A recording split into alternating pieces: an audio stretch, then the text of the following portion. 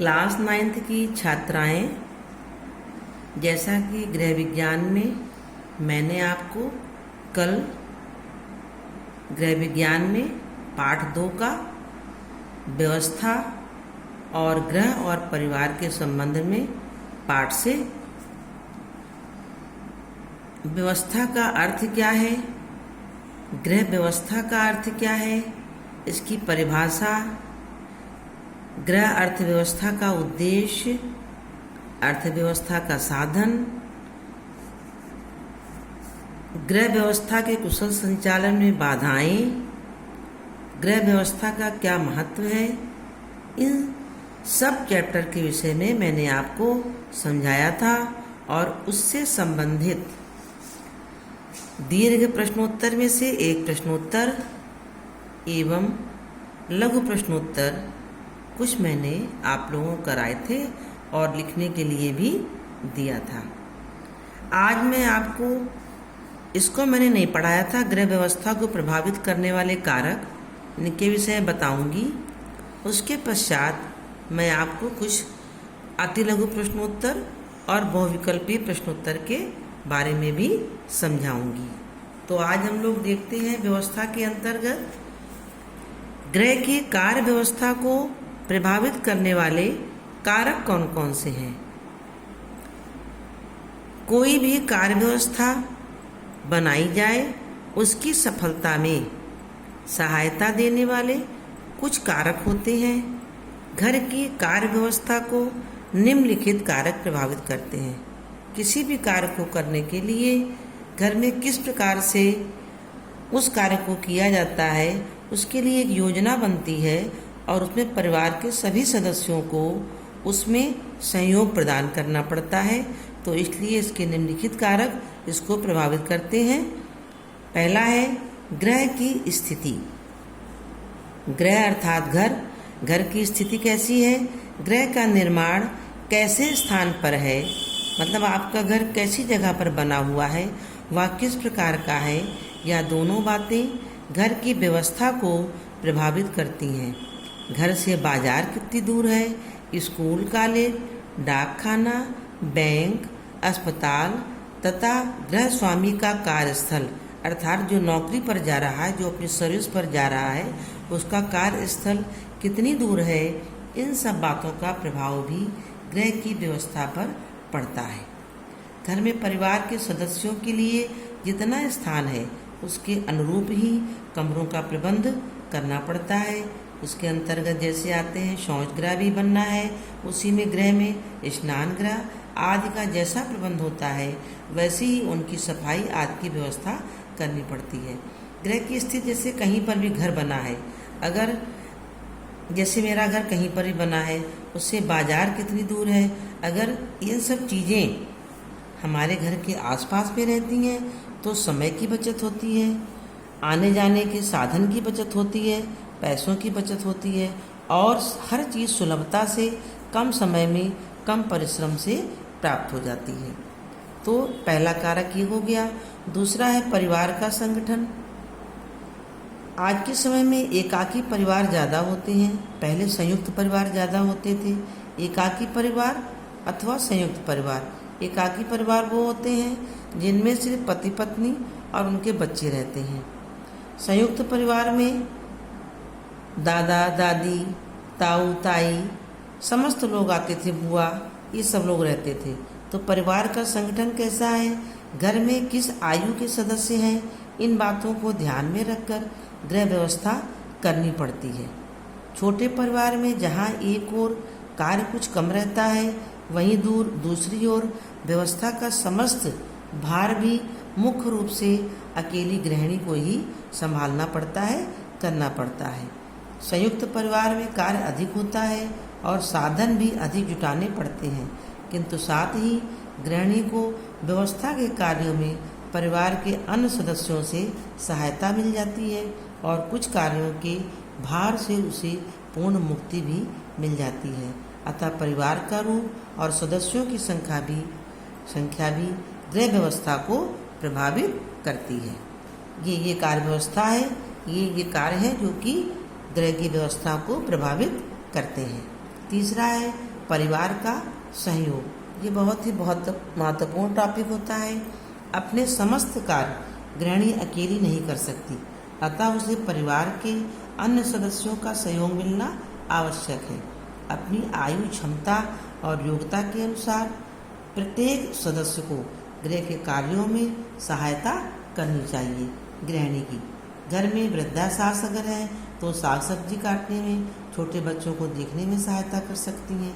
बड़े लड़के बाजार और बैंक का काम कर सकते हैं, खाने की मेज लगाने आदि में सहायता कर सकते हैं। बड़ी लड़कियों तो भोजन पकाने, कपड़ा को सिलने पिरोने में हाथ बटा सकती है। इस प्रकार एक दूसरे के सहयोग से कार्य करने से उनमें परस्पर प्रेम, सहानुभूति और समन्वय की भावना अधिक मात्रा में उत्पन्न होती है, जो सामाजिक जीवन में उनके लिए अत्यंत उपयोगी सिद्ध होती है। चौथा है आय व्यय का संतुलन। घर की पूरी व्यवस्था बहुत अंश तक प्राप्त साधनों पर निर्भर करती है कि कौन कौन से साधन मेरे पास हैं, उसके हिसाब से उसकी पूरी व्यवस्था उस पर निर्भर करती है। इन साधनों को जुटाने के लिए धन की आवश्यकता होती है। परिवार की कुल आय उसकी आवश्यकताओं के अनुपात में हो, तभी व्यवस्था ठीक से हो पाती है। आय और व्यय के बीच, आय माने इनकम, व्यय माने खर्च, आय और व्यय के बीच गृहिणी को संतुलन बनाए रखना पड़ता है, चाहे वो जैसी भी परिस्थिति हो। भविष्य में बीमारी या अन्य आकस्मिक व्ययों के लिए उसे कुछ बचत करना आवश्यक है और करती भी है। इसकी विस्तृत विवेचना आगे बताई भी गई है। रहन सहन का स्तर, रहन सहन का क्या स्तर है, ये भी गृह की कार्य व्यवस्था को प्रभावित करते हैं। गृहिणी की कुशल जो गृह व्यवस्था है और परिवार की परंपराएं हैं, सदस्यों की आदतें कैसी हैं, उनकी कार्य क्षमता और मान सम्मान की भावना परिवार के स्तर को बताती है। प्रत्येक गृहिणी की स्वाभाविक इच्छा होती है कि उसके परिवार का स्तर ऊंचा रहे। इसके लिए उसे वक्त उन सब बातों की ओर ध्यान देना पड़ता है, जैसे कहीं जाना है, कोई आने वाला है, तो सारी व्यवस्था गृहिणी को ही देखनी पड़ती है, तब उससे उसके रहन सहन का पता चलता है। उपयुक्त यंत्र, उपकरण और कार्यस्थल, इसके अंतर्गत आता है कि कौन कौन से आधुनिक यंत्र गृहिणी के पास उपलब्ध हैं। परिवार की आर्थिक स्थिति पर यह निर्भर करता है। इन्हें जो गृहिणी प्राप्त कर पाती है उसमें श्रम और समय की बचत होती है, किंतु जो इन्हें नहीं उपलब्ध हो पाता है उन्हें अपने साधनों को ठीक अवस्था में रखना चाहिए। जैसे आज गैस का चूल्हा इतना अधिक प्रचलित है कि सभी सामान्य परिवारों में इसी का प्रचलन होता जा रहा है। इससे धुएं की समस्या तो समाप्त हो जाती है, किंतु कुछ अन्य सावधानियां बरतनी पड़ती हैं। लकड़ी के चूल्हे तो बहुत कम घरों में ही आजकल यूज़ होते हैं, क्योंकि उससे धुआं जो निकलता है वो प्रदूषण पैदा करता है, साथ में उसमें समय लगता है और उसमें लोगों को परेशानी भी अब ज़्यादा होने लगी है। उसके अतिरिक्त यंत्रों के अंतर्गत वर्तमान में जैसे मिक्सी है की अपेक्षा सिर पर जल्दी और अच्छी पिस जाती है, किंतु सिल और बट्टा ठीक से कूटे हों और आवश्यकता के अनुरूप छोटे बड़े हों, यह आवश्यक है।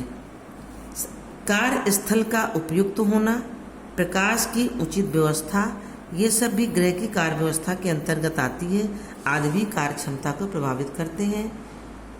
पाक कक्ष अर्थात रसोई घर के संदर्भ में इनका विस्तृत विवरण दिया गया है, जो कि हमने पहले आप लोगों को बताया है। इसके बाद आता है गृह विज्ञान का ज्ञान और कार्यकुशलता। इसके अंतर्गत आता है कि गृह विज्ञान की शिक्षा का गृहिणी के जीवन में विशेष महत्व है। इससे उसे सभी आवश्यक गृह कलाओं का व्यवहारिक ज्ञान प्राप्त होता है, जिससे उसकी कार्यक्षमता और कार्यकुशलता भी बढ़ती है। अब है उसकी रुचि किस में है। अभिरुचि, स्त्री की अपनी भी कुछ रुचि होती है, उसकी गृह व्यवस्था पर उसका प्रभाव पड़ता है।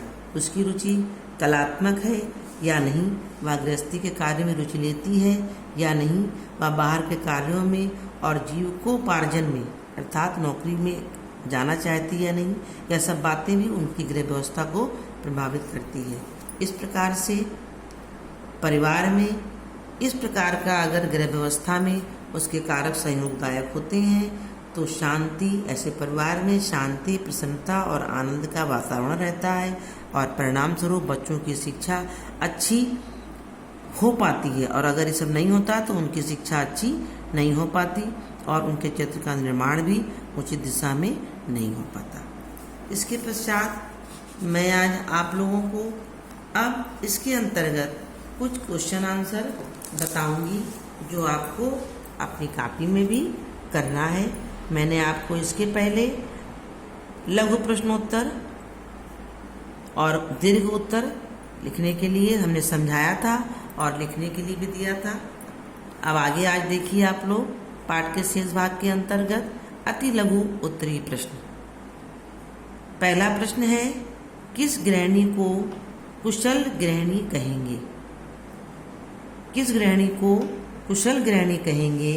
इसका उत्तर है, वह गृहिणी कुशल गृहिणी कहलाएगी जो पारिवारिक आवश्यकताओं को व्यवस्थित ढंग से पूरा कर सके तथा परिवार के सभी सदस्यों का उचित सहयोग प्राप्त कर सके। उसके अंदर कैसा व्यवहार है, परिवार के लोग उसकी आवश्यकताओं, वो जब परिवार की आवश्यकताओं का ध्यान रखेगी तो परिवार भी उसका ध्यान रखेंगे और तभी एक दूसरे का सहयोग प्राप्त हो सकेगा। दूसरा प्रश्न है, पारस्परिक संयोग से क्या लाभ है? पारस्परिक माने आपस, आपस के संयोग से क्या लाभ है? इसका उत्तर देखिए, श्रम का विभाजन होता है। घर में जितने लोग हैं अगर एक दूसरे का सहयोग करते हैं तो उससे लाभ ये होता है कि श्रम, परिश्रम जो करता है, अगर परिवार में कोई किसी का सहयोग नहीं कर रहा है तो सारा कार्य एक ही लोगों के ऊपर आ जाता है, चाहे वो कमाने से हो चाहे कार्य करने से हो। और अगर आपस में सहयोग रहता है तो उससे लोग मिलजुल के काम करते हैं तो श्रम का विभाजन माने बढ़ जाता है। जो जिस उम्र के हिसाब से जो कार्य करने लायक होता है, जैसे मैंने अभी आपको बताया कि लोग अपना आपस में कार्य उसी प्रकार से करते हैं। कार्य सुगमता से हो जाता है और जब सब लोग परिश्रम बांट के करते हैं तो कार्य सरलता से हो जाता है तथा घर का वातावरण सुखमय व शांतिमय रहता है। तीसरा प्रश्न देखिए, घर की अर्थव्यवस्था के लिए, अर्थ माने धन, धन की व्यवस्था के लिए आय व्यय में क्या संबंध होना चाहिए? आय माने इनकम, व्यय माने खर्च। आय और व्यय में क्या संबंध होना चाहिए? उत्तर इसका है, घर की व्यवस्था के लिए आय से व्यय सदैव कम होना चाहिए। अर्थात जैसे मान लीजिए इनकम अगर 5,000 रुपये है तो कोशिश ये रहे कि 4,000 रुपये खर्च हो और 1,000 रुपये कम से कम बचे, ताकि वो किस लिए बचे? ताकि भविष्य के लिए बचत हो सके। कभी कोई बीमार पड़ गया, कभी किसी का कोई कार्यक्रम शादी ब्याह पड़ गया या कोई पारिवारिक या घर संबंधी कोई सामान खरीदना है तो जब पैसा रहेगा तभी आदमी उसको खरीद सकेगा। इसलिए इनकम के हिसाब से उसका जो व्यय है थोड़ा कम होना चाहिए। चौथा प्रश्न देखिए, परिवार की अनिवार्य आवश्यकताएं क्या होती हैं? अनिवार्य माने जरूरी। हर परिवार में जितने भी सदस्य होते हैं उनकी अलग अलग आवश्यकताएं होती हैं। जैसे अगर कोई बच्चा है, छोटा बच्चा है तो उसको दूध संबंधी आवश्यकताएं, उससे थोड़ा बड़ा बच्चा है, विद्यालय जाने लगा तो उसकी आवश्यकताएं, उसके लिए कपड़े वगैरह, जूता मोजा है, कापी किताबें हैं, उसकी ये अनिवार्य आवश्यकताएं हैं। उससे बड़ा है तो उसका कपड़ा लत्ता, उस प्रकार से उसकी पढ़ाई लिखाई, कापी किताब, ट्यूशन, इसकी आवश्यकता है। उससे बड़ा है, उसकी अगर नौकरी पे जा रहा है उसकी अपनी आवश्यकता है। उससे बड़ा बुजुर्ग है उसकी आवश्यकता है। तो परिवार में सबकी अपनी अपनी कुछ अनिवार्य आवश्यकताएं होती हैं जिनको की होना जरूरी होता है। तो भोजन, वस्त्र तथा मकान तो है ही, साथ में इसके साथ साथ ये तो 3 आवश्यकताएं जो हैं हर परिवार में, इसके बिना तो किसी का गुजारा ही नहीं होता है। तो भोजन सबके लिए, पूरे परिवार के लिए, पूरे परिवार के लिए वस्त्र और पूरे परिवार के रहने के लिए घर अथवा मकान, ये अनिवार्य आवश्यकताएं हैं। 5वां प्रश्न है, गृह व्यवस्था के 3 सोपान बताइए।